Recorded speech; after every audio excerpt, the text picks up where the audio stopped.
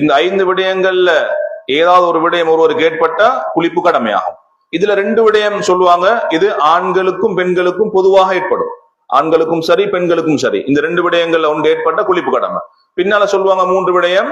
அந்த 3 விடயங்கள் யாருக்குன்னா பெண்களுக்கு மட்டும்தான் சொந்தமானது. பெண்களுக்கு மட்டும்தான் அதன் மூலமாக குளிப்பு கடமையாகும். ஆண்களுக்கு அது சம்பந்தப்பட மாட்டாது. இப்ப ஆண்களும் பெண்களும் 2 பேர்ல ஒருவருக்கு இந்த 2 விடயங்கள் ஒன்று ஏற்பட்ட குளிப்பு கடமையாகும். அதன் முதலாவது, இந்திரியம் வெளிப்படுவதன் மூலமாக ஒருவருக்கு என்ன செய்யும்டா குளிப்பு கடமையாகும். இந்திரியம் வெளிப்படுவதன் மூலமாக, அது அவராக வெளிப்படுத்தினாலும் சரி, அல்லது கனவுல அவர் தூக்கத்துல வெளிப்பட்டாலும் சரி, ஏதோ அமைப்புல அவருக்கு இந்திரியம் வெளிப்பட்டு சொன்னா அவருக்கு குளிப்பு கடமையாகும். இது ஆணாக இருந்தாலும் சரி பெண்ணாக இருந்தாலும் சரி.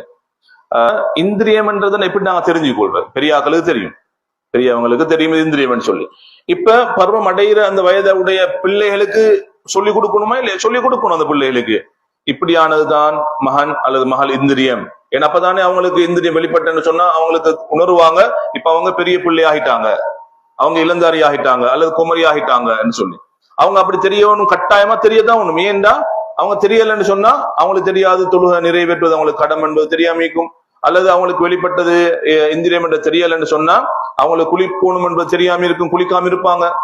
தாய்க்கு தந்தைக்கு தெரியாது அவ குளிக்கலன்னு சொல்லி என்ன செய்வாங்க, மகான் போய் தொழுங்க, மகள் போய் தொழுங்கன்னுவாங்க. அவங்க போய் தொழுவாங்க. அவனோட தொழுகை நிறைவேறுமா? நிறைவேறாது.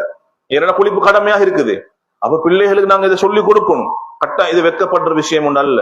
மேல சொன்ன மாதிரி இந்த படிச்சு கொடுக்கறதுக்கும் சரி படிக்கிறதுக்கும் சரி வெட்கப்படக்கூடாது. வெட்கப்பட்டோம்னா எங்கட எத்தனையோ இபாதத்துகள் என்ன செய்யும், நாசமாகிவிடும். இதுல ஆக முக்கியமாக சின்ன பிள்ளைகள், ஏன்னா அவங்களுக்கு தான் பெரும்பாலும் தெரியாம இருக்கும். பருவத்தை அடைகிற வயது வரும் பொழுது, நெருங்கும் பொழுது பிள்ளைகளுக்கு சொல்லிக் கொடுக்கணும். 2 வயது 3 வயது பிள்ளையை சொல்லிக் கொடுக்க வேண்டிய அவசியம் கிடையாது. 5 வயது பிள்ளையை சொல்லிக் கொடுக்கிற அவசியம் கிடையாது. ஒரு பிள்ளை 7 வயது அடைஞ்சா அல்லது 7 வயது அடைஞ்சா அந்த பிள்ளைக்கு சொல்லிக் கொடுக்க வேண்டிய தொழுகை இது போன்றவை எல்லாம் சொல்லிக் கொடுக்கணும். அதே புள்ள 8 9 வயது அடையும் பொழுது அந்த பிள்ளை கட்டாயமாக மாதவிடாய் சம்பந்தமான விஷயங்கள், அதே போன்று இந்த இந்திரியம் தொடர்பான விடயங்களை பிள்ளைகளுக்கு கட்டாயம் சொல்லிக் கொடுக்கதான் வேணும்.